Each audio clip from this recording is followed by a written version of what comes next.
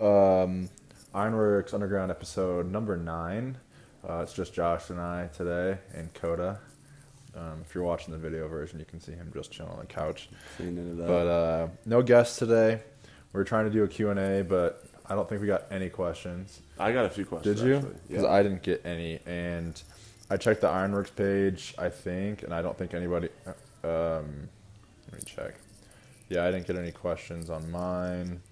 The Ironworks page, I don't think got any questions either. So, first and foremost, Jason Gusick asked us if we had tried the Ghost energy drinks yet. I have not. I inadvertently opened mine and took a sip, but didn't really acknowledge the fact that I had drank what I had drank, so I don't really have a flavor profile on you yet. I love that the can is textured. I love the can. Like, that is great marketing. Yeah. Textured can is great. I think any supplement or bottle that has like some sort of texture on it adds some flair to it. But like from a visual appeal, I think it's kind of it's unnecessary because like, of course, you can't necessarily. It's a little 3D-ish though. It does have some 3D to it. It's kind of cool, and it shows they care. Yeah, which I appreciate. They put some effort into their brand kit. I will say, blue raspberry is my least favorite flavor. Well, I went to the store. This is the backstory on this. So this morning, I guess there's really not a backstory, but like when I went to go pick these up, they had like on one of the frozen section aisles at King Soopers, they had all the flavors, and they had tropical something. They had a red Sour Patch Kids. They have the blue raspberry Sour Patch Kids, and then they had Warheads, sour Warheads. Oh. So maybe we try that next time. Maybe we try all of them. Yeah. Like each week maybe we start doing like energy drink reviews with the podcast. Yeah, that would be nice. Like with Books and Brewskis, we used to review beer when I did that podcast. We do this at noon on Friday. That is the perfect time for we can literally smash. How many milligrams? Let's do a whole profile of this. What do we got in here? So we got 5 calories per can. Caffeination. 200 natural. They have like a Ghost energy thing. So they have Carnipure, carnitine, tartrate, 1,000 milligrams, taurine, 1,000. Caffeine 200. It's like 300. Alpha GPC, which is glycerol, phosphorol, and choline. 150 mil. Neurofactor, coffee extract. Interesting. 100 milligrams. And then estrogen, which is in the Iron Wolf pre-workout, I must say. Estrogen is? Yeah, it's also in Bucked Up in a couple. I didn't know that. Yeah, it's 25 milligrams. It's vegan-friendly, gluten-free, soy-free, and sugar-free. Do any of these canned pre-workouts have beta-alanine in them? Yes, the Beyond Raw Lit. That's okay. GNC's pre-workout. They have a canned version. You can get it at Walmart. There was one time Gretchen and I were driving to, I think Lake McConaughey in Nebraska. And we stopped at Walmart to grab a tank because we left our tent at home on accident because we were camping. And I was like, oh, I need an energy drink. I'm like, let's try the Lit AF or whatever it's called. Getting all itchy. And so I started drinking it. It's like 200 milligrams caffeine. I didn't read the label. I was just like, oh, cool, they have an energy drink. I want to try it because I've had their powder before. Like 20 minutes in, I am like burning, itchy. Like, didn't know what to do. Fat burners in probably. One, like I 70, what's 70? 76, I think, just driving through Sterling. And I'm just sitting there just on fire, itchy. Like, the caffeine didn't bother me, but it was all that. So I'm going to take another sip because I tried it already. And for a blue raspberry, that's pretty good. I was about to say, I agree. It's a clean flavor. Like, there's not, like, I feel like with most blue raz, there's a lot of, like, bite to it, or, like it gives you kind of, like, a zing.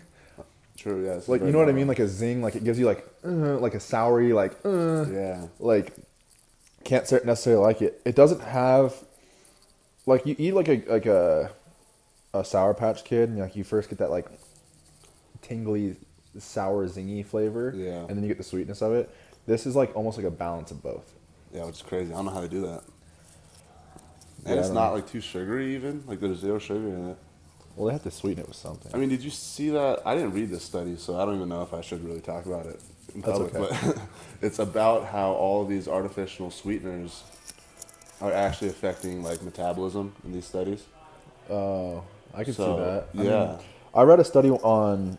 Okay, I take it back. Just like you, I didn't read the study. But I saw an article.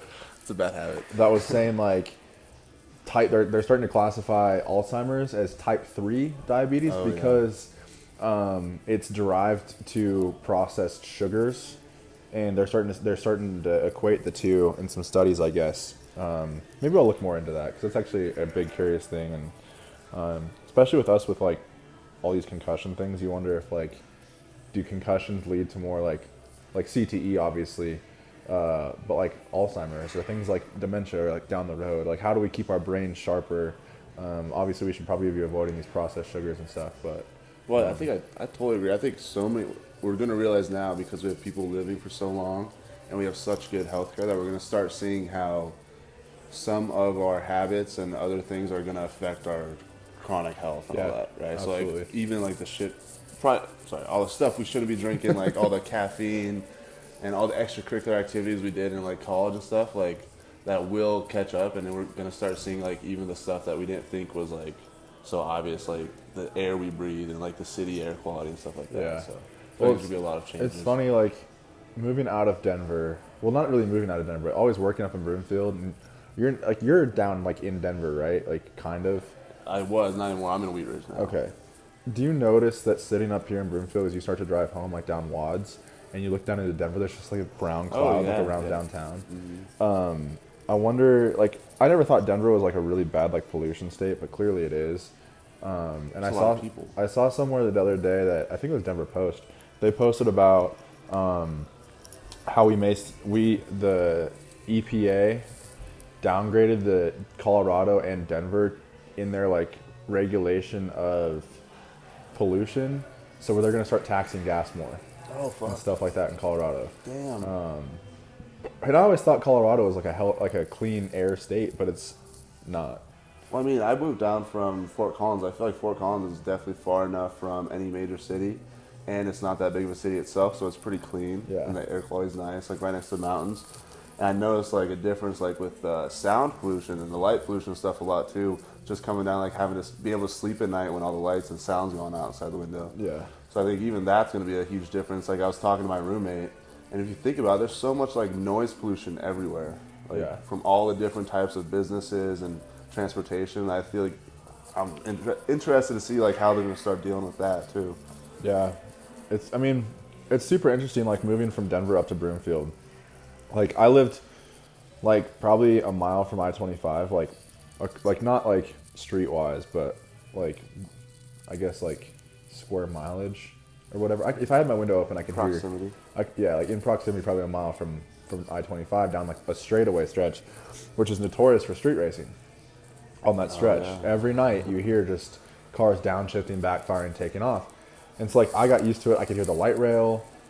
Moving up to Broomfield, like I'm right next to Highway 36. Like if you look off our balcony or out our like bedroom window, you can see 36. And at night, 36 dies down, and so it's dead quiet up here. So I'm sleeping way better than I was down in Denver. So there's like a lot of different like, from light pollution to sound to like whatever. There's definitely a lot of like differences in terms of the like what we're experiencing, I guess, and whatnot. So I guess long tangent on what we started on talking about there, but. Well, I have a question of the day to open us up on our usual question of the day. I was seeing, did you watch that thing with Seth Curry and Draymond Green on like Draymond's Green show? No. Oh, well, they're talking about like, would they give up, or would they give up 2 rings to have won the ring that season where they were 73-6? Okay. Okay. Right? I don't remember what they said. I didn't really watch the whole thing, but that made me think of the question. Would you rather go undefeated for 5 seasons in a row, but lose in the final, or win 2 titles with like a mediocre, just kind of like a... Dude, 2 titles, easy. I know, me too. Like, that's so hard to be like, oh, like, that's like, you look at like some of like the stars of the NBA or the NFL or like whatever sport, right? Like Dan Marino never won a championship with the Dolphins, but like had a lot of great seasons. Yeah. Buffalo in the 90s, they went to 4 straight Super Bowls. Never won one. Yeah. Like, would you rather like give up some really good seasons to have like a above average season and go to the playoffs and win a Super Bowl or a championship? Hell yeah. Like you'd rather be like, yeah, we won 2 Super Bowls, had some mediocre years. Like, I mean, look at the Broncos that last year with Peyton Manning, right? Average season. Peyton played like shit most of the season, but they got good at the right time when Super Bowl won it. Exactly. So it's like you'd rather have a championship versus like the letdown every year of like, oh, we were so good, but because nobody remembers those teams. Exactly.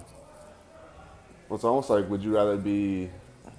Do you think some players in the league, like if they had, because some players like get hot and then kind of fizzle out. Do you think if some players would have, gone out on top, they would be remembered more than if they had like let their career like run on?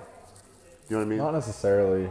Yeah. I mean, you look at Moreno. You look at like in the NFL, he's remembered. He's in the Hall of Fame. Jim Kelly, 4 Super Bowls, never won one.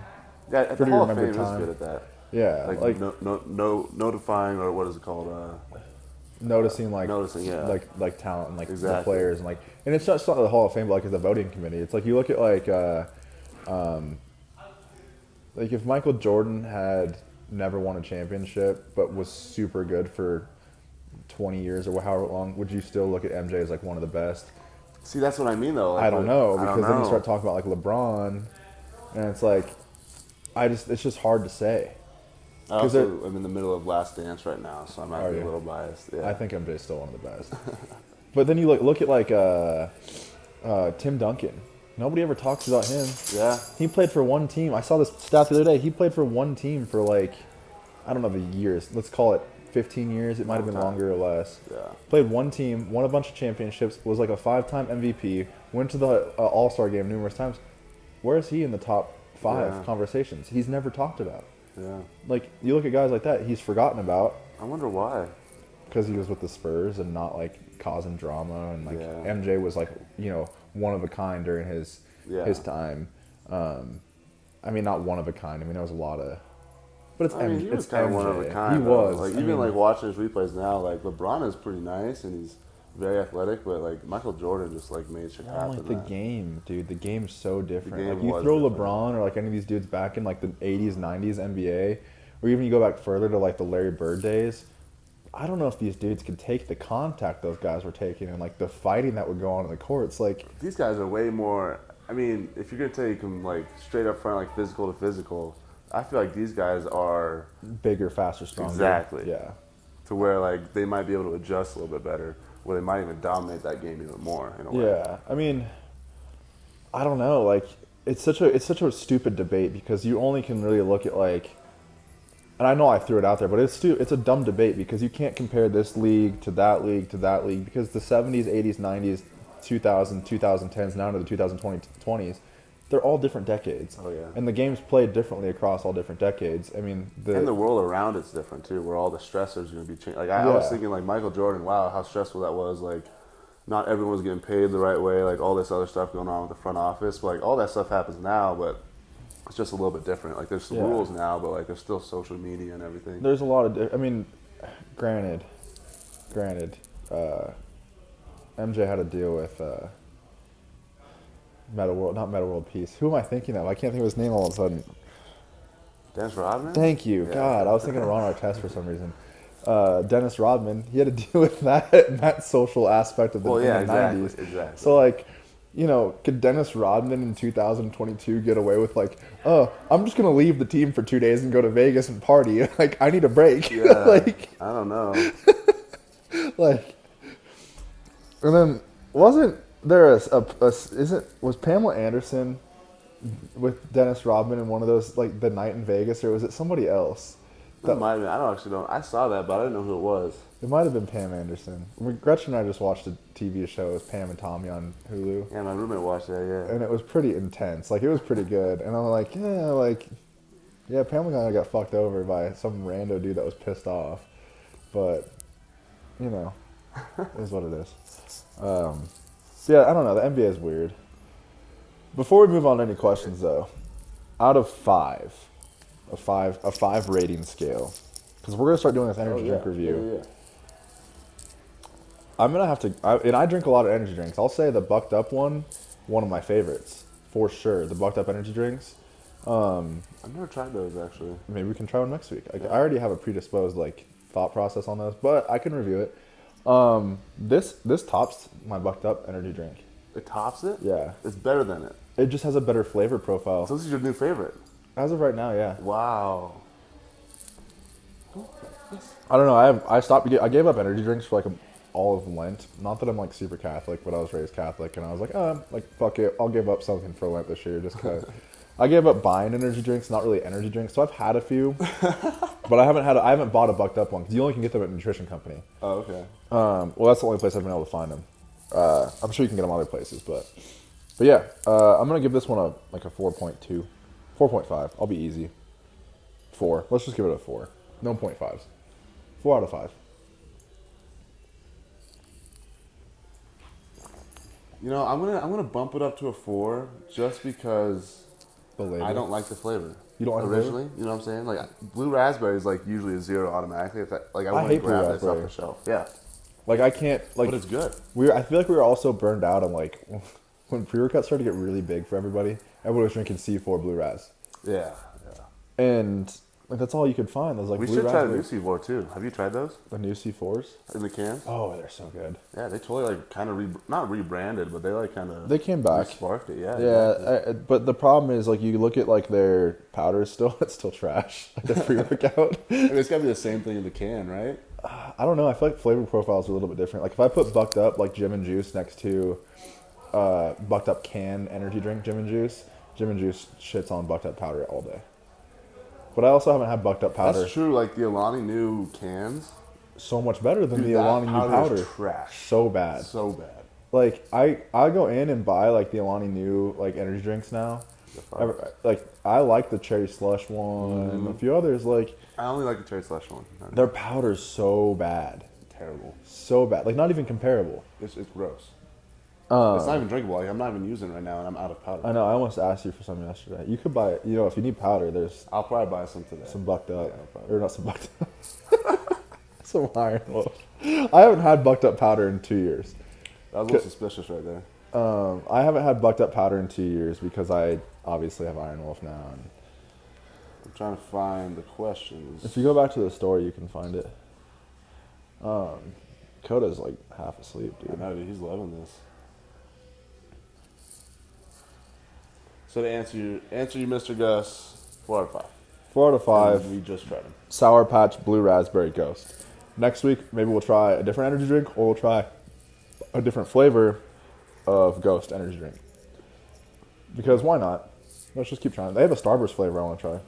Oh, really? Yeah. Which start like all I the think Starburst? I think it's like the pink one. Oh, jeez. Yeah, I'm dead. I'm in. Just gotta find it. Maybe I can go by Nutco. Nutco is the abbreviation for nutrition company, just so everybody knows. Maybe I can run by there and see if Nate or Brian has them, but I don't think they carry the Ghost. I'll have to go to Fit Republic, but I won't be down that way for a while. Anyhow, do you find any other questions? Yeah, I got them. Okay. So first one from John Lifts on Instagram. Snatch mobility drills. That's not my forte. Well, I don't know. I can probably come up with a few. Like I just don't do a lot of snatch. There was a period of time where I was really into snatch, and snatching in the Olympic lifts, and I got bored really easily because it's. I don't know if I got bored or if it just was too challenging. I didn't want to deal with it. yeah. Like clean and jerk, I can fuck around with that all day because I can clean really well. But snatch, that thing just scares me. One time I dropped the bar on my back when I tried ditching the bar behind me. Scary moment. Smashed my. I just watched a video of that on. I can pull up the video somewhere. I'll find it for you. Yeah, it just wasn't a good time. But I feel like it starts with like thoracic spine mobility, is like where you first need to like start attacking, and then working through like shoulder mobility and shoulder girdle. I might be wrong on that, but I know if my hips and my like T-spine aren't like mobile or like have a lot of like, I guess like core strength through them, like you're not getting under the bar. Well, exactly, and that's what like with snatch, it's a pretty simple movement. Honestly, you're just pulling it and getting it overhead. And, Yeah. But you gotta think you have to squat with the weight generally if you want to go to a max weight, and then you have to stand all the way up with it. So there's a few different positions of mobility you're looking at, and it's totally going to depend on the athlete and where they need mobility. Like you might have to prescribe ankle mobility, Yeah. because they have no ankle mobility to be able to sit in the hole, or hip mobility or T-spine like you said, or shoulder girdle, all that, or even like wrist and elbow type mobility. Right? Some people can't even get in that position. So I think for me, like I'll give you like one that I think is the best, and for me it's been sitting in a deep squat and having a band posted up in front of me and my hands are grabbing the band in a big snatch position, and I'm just sitting there trying to retract and pull back against the band and sink my hips into the squat. Maybe we could post a video on that later or something. But Yeah. I think that's a good one because that's probably the hardest point to get the bar and hold it overhead is going to be deepest in the squat. So you'd be able to prime that. You get the ankles warmed up, hips warmed up, knees, shoulders, everything. Yeah.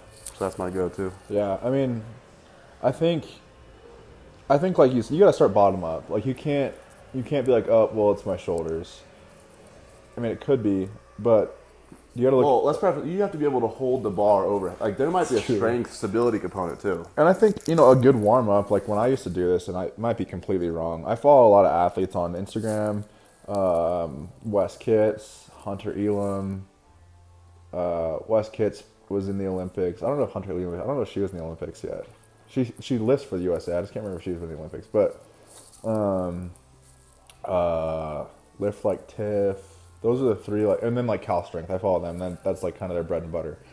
But I used to go through a few different snatch warm ups. I'd do overhead presses from behind the head, just in a wide snatch grip. I'd do snatch grip deadlifts to prime the pull. I would do snatch balances. So a snatch balance is where it's behind the head, you press off and drop down into a full depth overhead squat. But also I feel you have to be good at overhead squatting before you can snatch. Because if you can't get down in the hole, then you're kind of fucked. Yeah.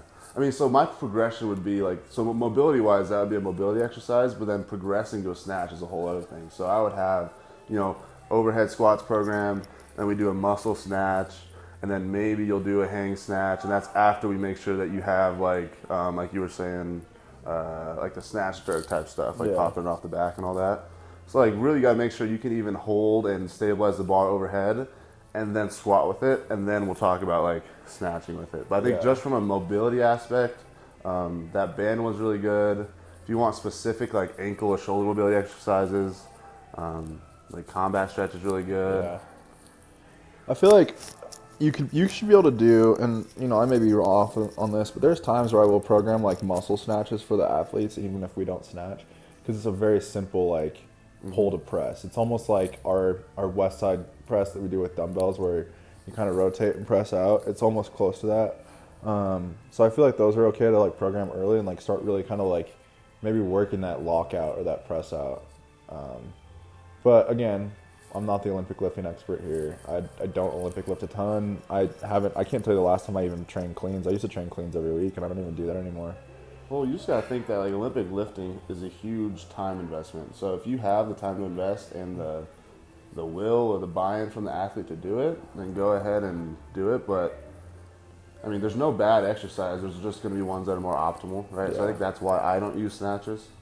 Not that this is a debate about whether or not to use them, but I just no, yeah, I agree. I don't have it. If I want to go lift, I'm probably not gonna do snatches. I've actually been in the mood to hit a snatch lately. I've never wanted to hit snatches.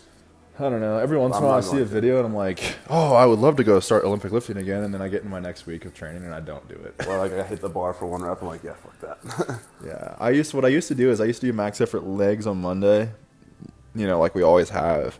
And then Tuesday would be my conditioning lower day. And I would turn that into my Olympic day. And I would do my Olympic lifts on Tuesdays. And then Thursdays I do something else. Yeah. On another random off day, but I just stopped doing them because they're not fun. Not there are a few guys I'll even train. There's only a few that I train and I'll do them with. And that's just because they're about to go play football and they need to learn how to do it. Yeah, because a lot of the college programs will have athletes clean at the most minimum thing. Exactly. I have seen some programs go all the way to clean jerks, but I don't see a lot of snatching at the next level. I see a lot of clean snatches, which is interesting. Clean grip and they just go into a snatch. Yeah. It's almost like a clean push press type thing. And a lot of basketball player snatches are so wide that's hard to get into a clean. Yeah.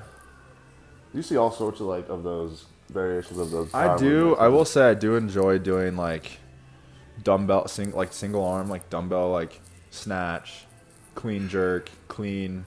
I don't say I definitely haven't programmed it in a long time. Well, the thing is, you just gotta be able to, again, no movement's bad. You just gotta be able to have the time to actually teach it. Yeah. And have the kid who's able to pick it up. Because those are still tough movements where you have a weight over your head. There was, with some of the older mountain range lacrosse guys, two off seasons ago, when they were in here, I programmed like a split jerk without the clean. So they'd start with shoulder loaded here, and they would literally just press and drop into a split stance. My goal behind that was really just to train multi-joint for one.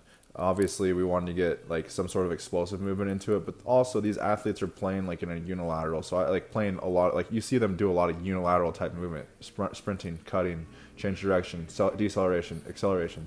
So I felt doing like a split jerk or a split catch with the dumbbell made sense because it was teaching one, stabilization, but deceleration in a split stance. Yeah, eccentric force production, like them being able to use that eccentric force and absorb it in a way instead of just like landing. Yeah, exactly. That's why I don't like high box jumps. Like, I'll have clients send me videos of them doing fucking 42-inch box jumps, and they're landing with their knees and their chin. I'm like, how is that reinforcing anything that we want? No, and like I do truly think that.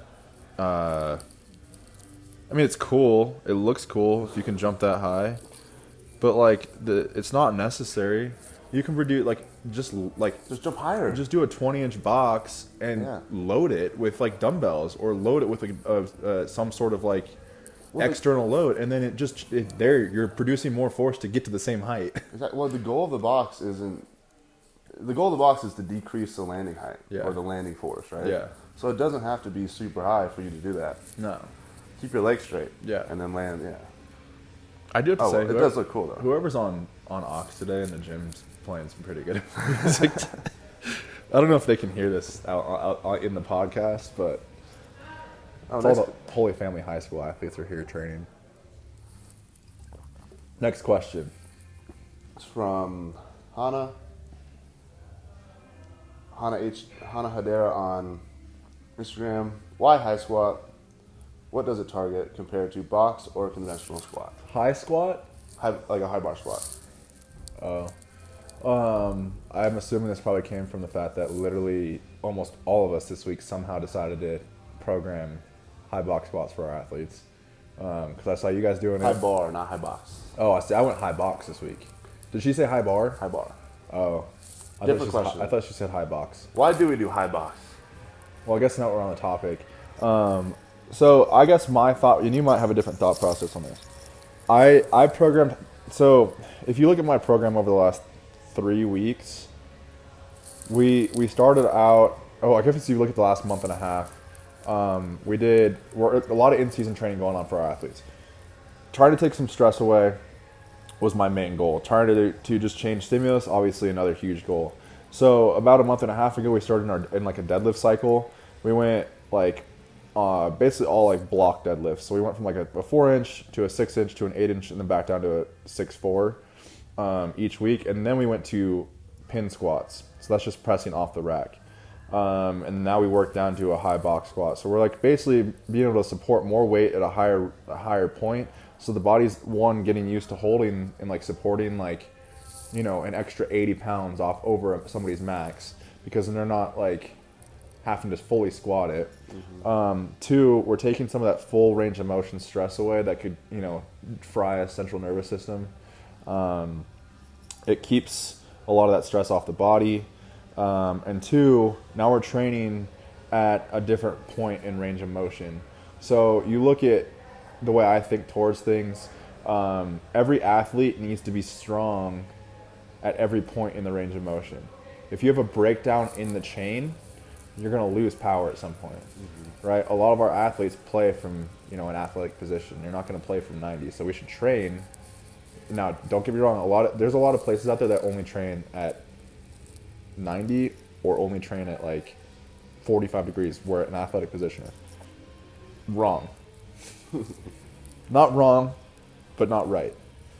I think you need to train at every height of the range of motion, because you're now making that muscle explosive and powerful and strong at different joint angles, which leads to a more powerful, more explosive athlete. That's my take on it. Yeah. Sorry for the long... No, for me, I think I used it as a way, so whatever we're doing in the out of season, I kind of put them up and enter to in season for a couple weeks, and they'll maybe cycle in a normal box squat. But for me, that just decreases their stress level. So they the most stressful part of a squat is going to be the deepest, in my opinion, because your hips are probably going to be, or at least on the coming out of the deepest part, because your hips have to like get past that sticking point. So if you kind of take that away from them, and I'll still only take them up to 90% of their normal box 1 rep max.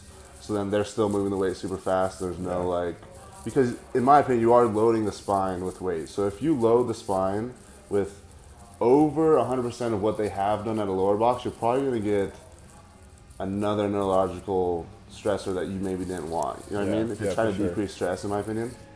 So I've seen it allows them to kind of get that stimulus out of the legs without taxing the whole system as much. Then that full range of motion stuff like you talked about, we hit that with the accessories. And what I've been doing lately, and I got this from Alex, and I was thinking we should get him on the podcast, that'd be cool. That'd be sick. But he's been working with me, and we've been doing a lot of metabolic work with single muscles. So, for example, if our weakest muscles are going to be glutes and triceps, and we're in season, we probably don't want to smash them and tax them if we're going to be using them. Maybe we still want to build capacity in them. So I've been finding, using the joint in a full range of motion in a way that is restorative has also helped too. So I don't know, I think there's a lot of things that we do here that are going to be beneficial for someone in season instead of tearing them down. Yeah. Because that's what working out is. It's just kind of tearing yourself down in a way to be able to recover. So I think being able to understand, how to mitigate volume, how to handle stress, and how to manage all these other factors that they're dealing with and that high bar or that high box squat is just one piece of that puzzle. For sure. Now we're back to the actual question. High bar. High bar squat. This is another stimulus that we could change. We totally could, like when I use the safety bar, in a way that's kind of like a high bar squat. Yeah. But I just do it because of the shoulders mostly. It's going to load the front half more, so it's going to be more of a quad dominant lift in a way. That's because the torso is going to be more vertical just because of how you hold the bar. So it's going to be more of a knee bending type of lift. So more quads involved. People might use this because they have poor shoulder mobility or just inadequate shoulder mobility to be able to get into a low bar. Low bar squat or conventional box squat is going to be more hip dominant. We're in a wider stance, less knee bend. If you see us box squat, at least here, you'll most of the time see a vertical shin, meaning that hips are taking over most of the squat pattern. That's what my take is on it and why I use like high bar versus low bar. And usually it's going to be athlete's preference. Like some athletes are super strong in a high bar. It just depends on their body. I mean, I didn't learn how to low bar squat until 2019, 18, 19, somewhere around that time frame. Yeah.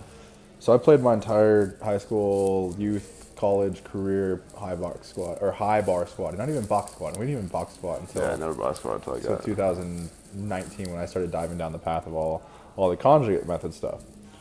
I squatted 600 in high bar, and then pretty good. What? That's pretty good. Yeah. Fuck. Yeah. But nobody ever we never were taught how to low bar. Yeah. So then I started dealing with low bar, and then I had a 610 low bar. So I mean, I feel like if you train something long enough, you're gonna get really strong at it if you do it right. Yeah. I mean, there's no wrong answer. I think all the Olympic lifters like freaking high bar. Yeah. Strong as shit. So you get strong balls. Yeah.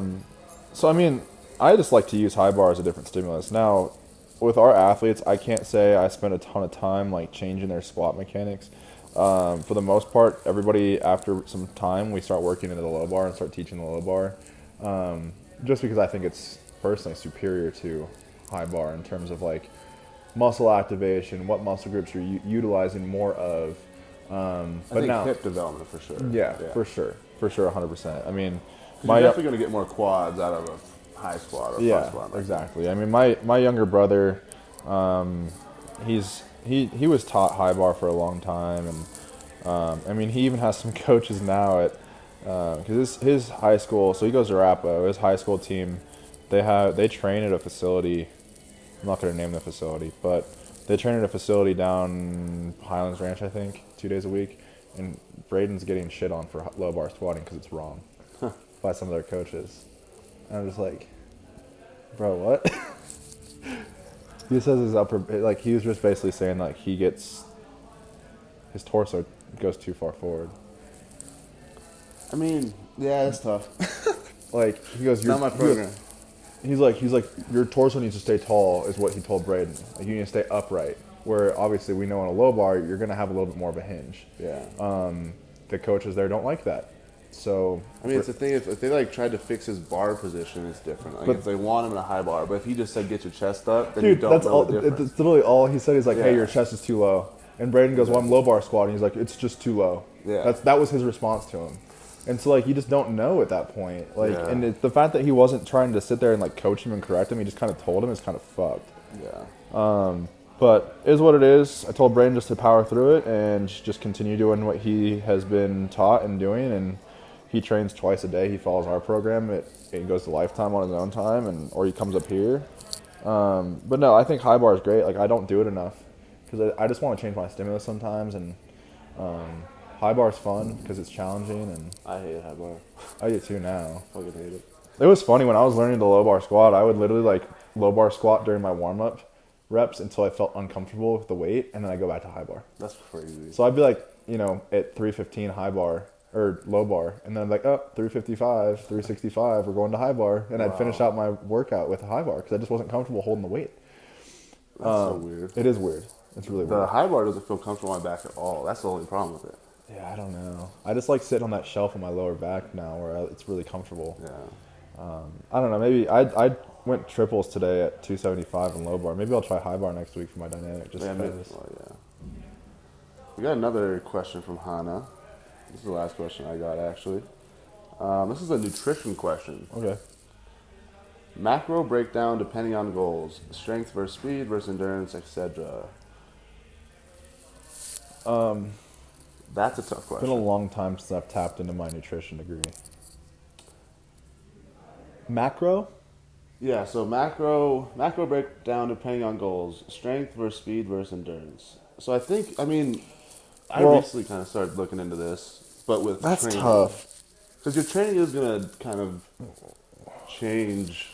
First off, Nutrition. I do want to have a disclaimer. We're not allowed to, and we can't give nutritional advice, so don't take this like to heart. I am 0% certified. I have a minor in nutrition. That's the most close I can be to anything, and I'm not certified in anything from there. But back to the question. But nobody really is, in my opinion.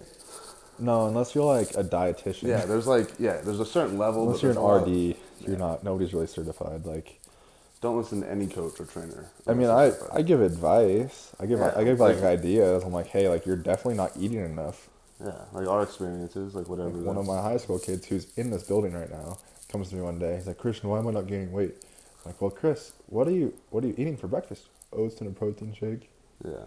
I mean, there's a certain guidelines that Bro, like, what? we can follow for certain types of athletes, and they're in the book, and I don't remember them, but It's strength you're definitely gonna want. I mean, all athletes are gonna want a lot of carbs. a lot of carbs. Yeah, in my Yeah, opinion. 100%. Carbs is what is stored in our muscles. That's what our muscles use for energy and strength. So strength really comes from carbs, in my opinion. But then protein is where everything is made of, and amino acids and all that. So if you think about it, our body actually prioritizes what it's building. So it has all these functions that we have going on. So we have to upkeep the body. We have to make other tissues like hair and all that other shit. I mean, carbs, like, if you look at, like, are you talking about protein or carbs right now? protein. Well, if you look at, like, sorry, I didn't mean to say carbs, I meant protein. I started to say collagen, but it came out as carbs. Collagen's like the building block of, like, collagen protein, because it is a protein. There's an article on our website about collagen. But, like you were saying, it does help, like, build, like, hair, skin, nails, and joints. Mm-hmm. But continue. Sorry, I just want It builds all those things. But if we don't have enough nutrients for it to build those things, it's not going to also build muscle or Correct. keep whatever we need for performance, right? So there's going to be a threshold of what every athlete needs, in my opinion, to where we need enough protein, and it's going to depend what's going to be most optimal.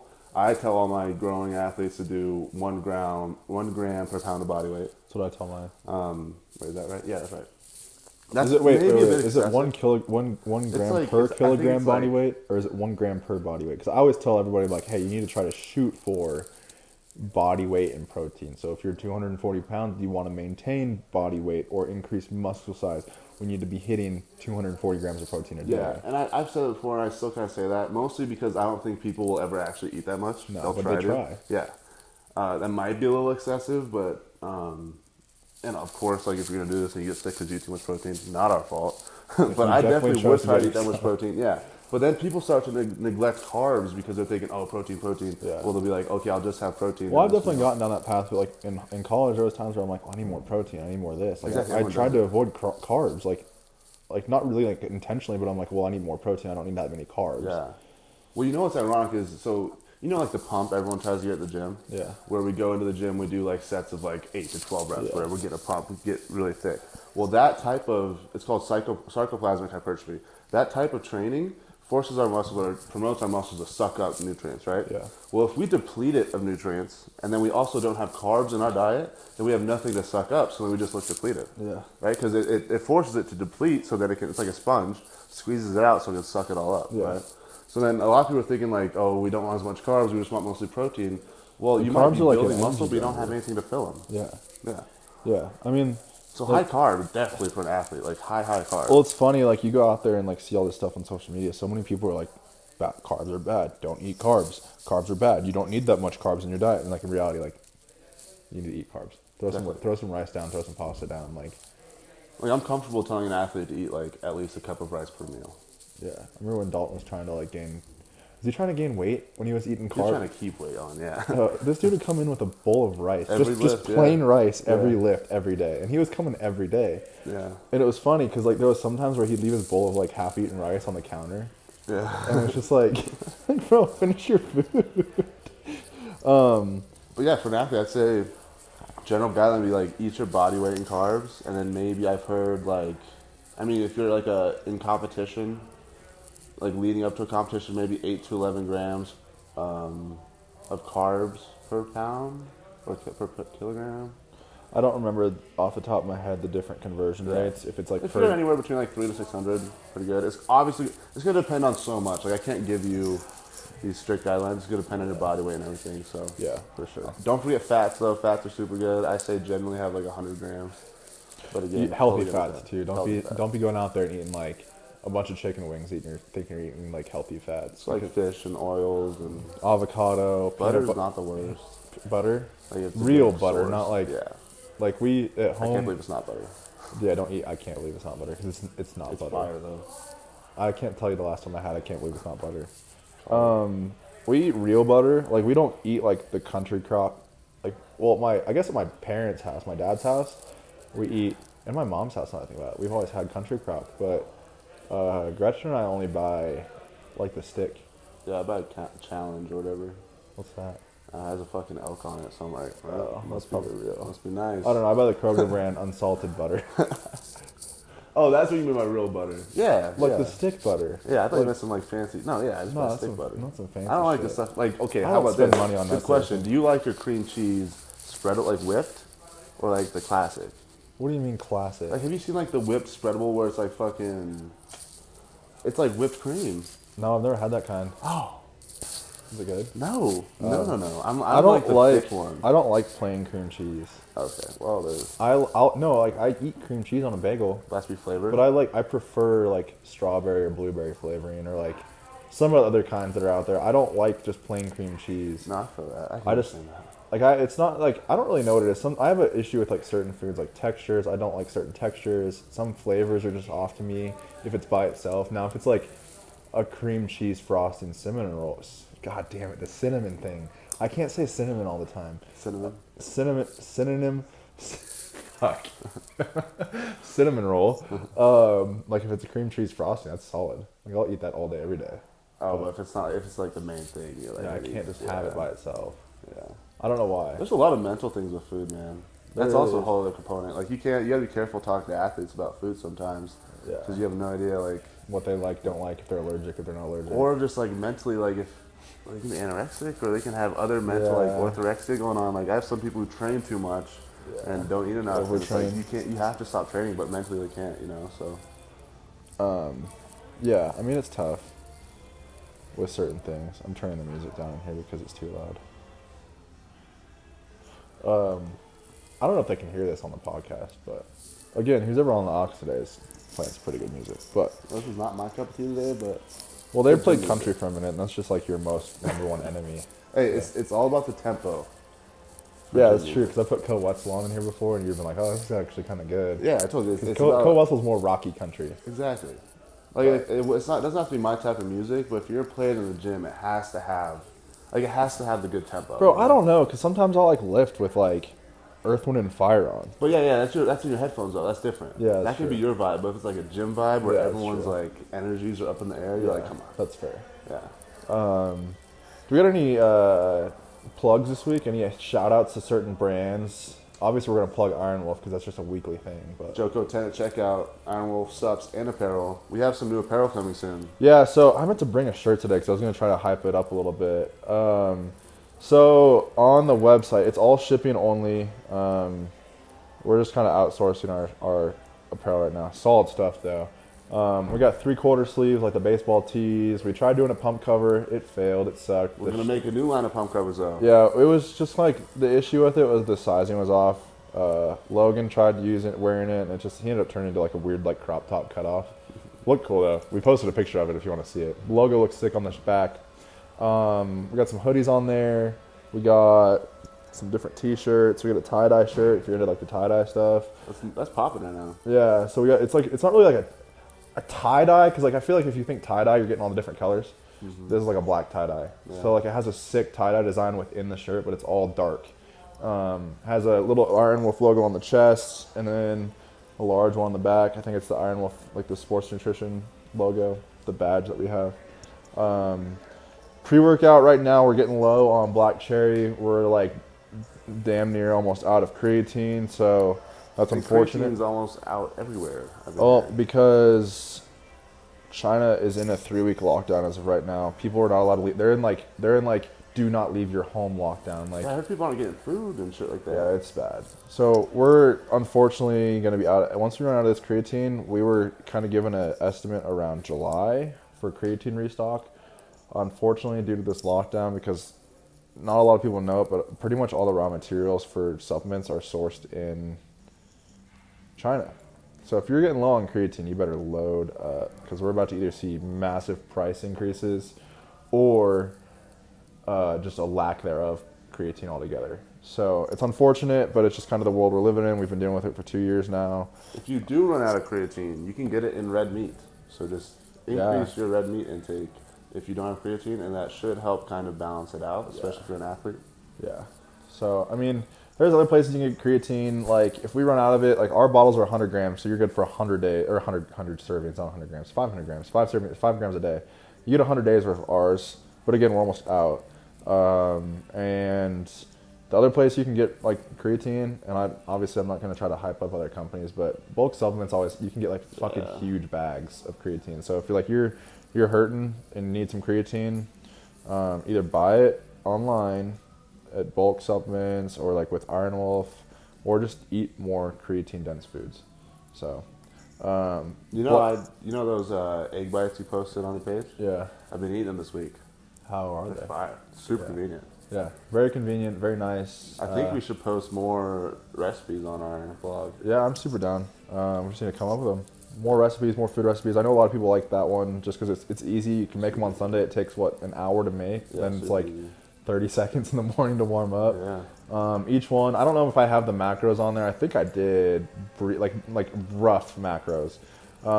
With just an egg, each egg's about 6 grams of protein. So, and you can obviously add meat into it to get more. You can have veggies in there. I try to add like spinach and maybe some tomatoes into mine or some onion.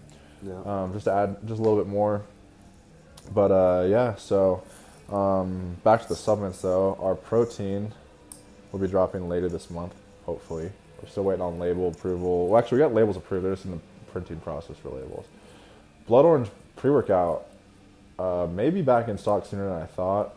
I had a guy from our manufacturing company kind of like go above and beyond to figure out where the hell it's at.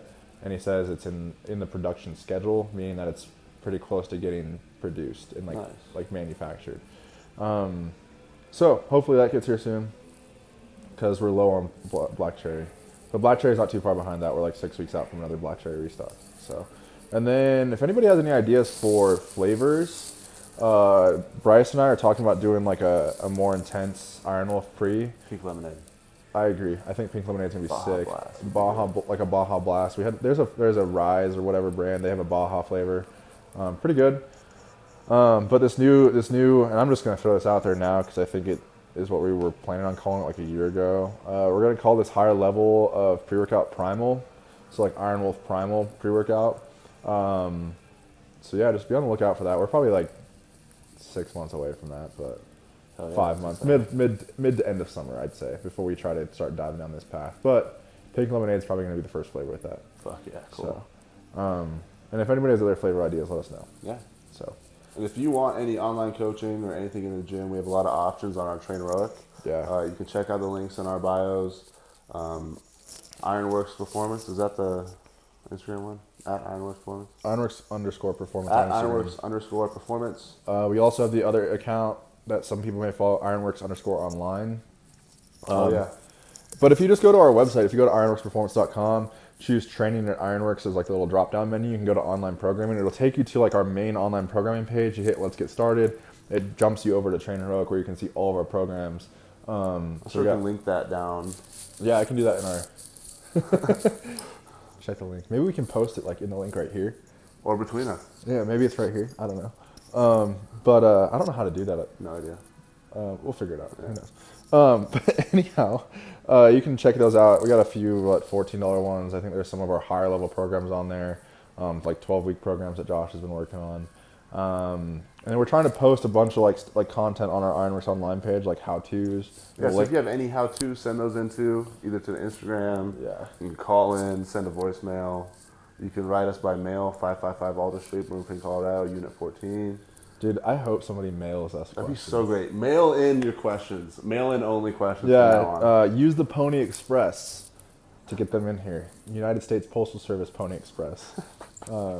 Just mail us. We would love to read mail. Mail would be cool. Cool. I don't even know if people know how to write letters anymore. No, I don't even own a stamp. Not gonna lie. I have stamps in my truck that are about 6 years old. And I still use them every once in a while. But yeah, thanks for listening and watching or riding along in your car with us for the last, 45 minutes to an hour. 53 minutes. 53 minutes. Thanks for listening. I mean, yeah, 53 minutes-ish, more or less. thank you, Coda, for being with us today. Yeah, Coda joined us today. Didn't have anything to say. He's been asleep the whole time. Good boy. For the most part. But yeah, thanks for listening. Podcast Underground, Ironworks Underground Podcast, episode number 9. See you next week. Boom.